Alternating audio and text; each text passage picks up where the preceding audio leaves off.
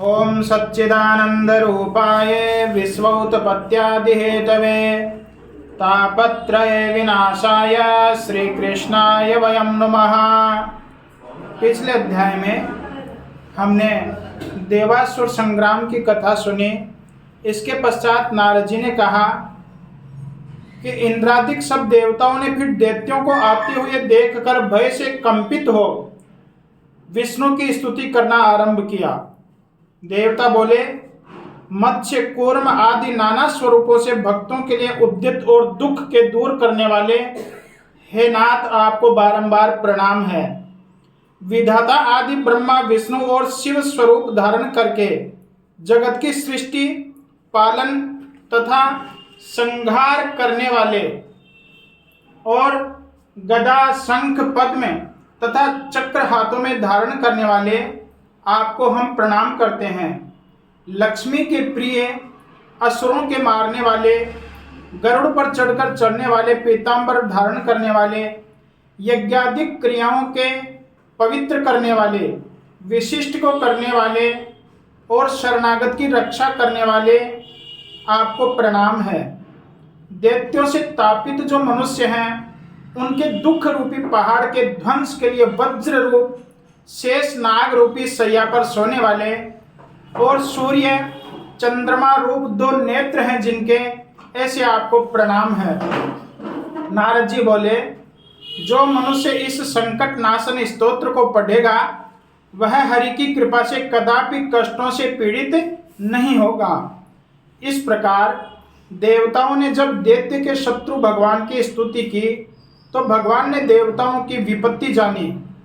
क्रोधित और खेद युक्त मन दैत्यों के शत्रु भगवान झट उठकर शीघ्र ही गरुड़ पर चढ़कर लक्ष्मी से बोले, हे लक्ष्मी, तुम्हारे भाई जलंधर ने देवताओं को दुख दिया है। इससे उन देवताओं से बुलाया गया मैं युद्ध के लिए शीघ्र जाऊंगा।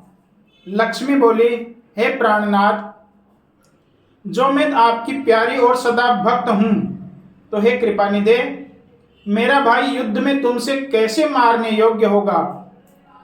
भगवान विष्णु ने कहा, रुद्र के अंश से उत्पन्न होने और तुम्हारी प्रीति से यह जलंधर हमारे मारने योग्य नहीं है।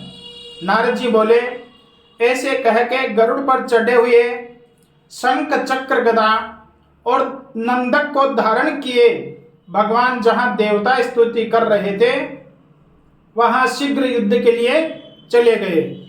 इसके उपरांत अरुण के अनुज अर्थात छोटे भाई गरुड़ के प्रचंड पंखों के पवन से पीड़ित और बादल से उड़ाए गए दैत्य आकाश में मेघों के समान घूमने लगे। तदंतर जलंधर दैत्यों को पवन से पीड़ित देख क्रोध से आकाश में उछलकर विष्णु के समीप चला गया। उसके बाद बाणों से आकाश को अवकाश रहित अर्थात बाण पूरित करता हुआ दैत्येंद्र और भगवान विष्णु में बड़ा भारी युद्ध हुआ। विष्णु ने बाणों के समूह के दैत्य के छत्र धनुष और घोड़े काट दिए और उसके हृदय में भी एक बाण मारा। तब वह दैत्य गदा हाथ में ले अति शीघ्रता से उछल गरुड़ के मस्तक में मारकर पृथ्वी में गिरा दिया। भगवान विष्णु ने हंसकर उसकी गदा को अपने खड्ग से काटा। तब वह विष्णु के हृदय में एक प्रबल मुक्का मारा। तब वे दोनों बलि बाहु युद्ध अर्थात कुश्ती व मलयुद्ध करने लगे। बाहुओं से, घूंसों से, घोटों से पृथ्वी को शब्दायमान गुंजायमान करते हुए युद्ध करते हुए वे दोनों सुंदर युद्ध करने लगे। तब प्रतापवान विष्णु मेघ के समान गंभीर वाणी से दैत्यराज से बोले, हे दैत्येंद्र, तू वरदान मांग। मैं तेरे पराक्रम से प्रसन्न हूं। न देने योग्य भी जो तेरे मन में हो मैं तुझे देता हूं। जलंधर बोला, हे भगिनीपति, यदि आप प्रसन्न हो तो मुझे एक यह वर दे दीजिए कि आप मेरी बहन अर्थात लक्ष्मी जी और अपने गणों समेत मेरे घर में वास करो। वाह! नारद जी बोले, तथास्तु। ऐसे कहकर भगवान सब देवगणों और लक्ष्मी सहित जलंधर के नगर को चले गए। महाबाहु जलंधर तो देवताओं के अधिकारों पर दैत्यों को स्थापित कर फिर पृथ्वी में आ गया। देवता, गंधर्व, सिद्ध, इन सबों ने कुछ रत्न अर्थात सर्वोत्तम वस्तु थी उनको अपने वश करके और वह सागर नंदन स्थित हुआ। देवता, गंधर्व, सिद्ध आदि को और सर्प, राक्षस तथा मनुष्यों को अपने पुर में नगर निवासी करके तीनों लोकों का राज्य करने लग गया।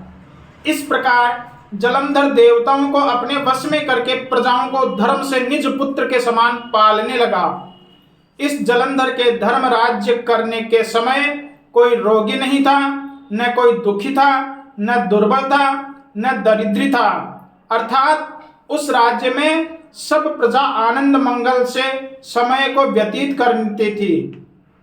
नारद मुनि कहते हैं कि ऐसे उस दानवेंद्र के धर्म से राज्य करने के समय उसकी राज्य लक्ष्मी देखने और विष्णु का सेवन करने में वहां किसी समय गया।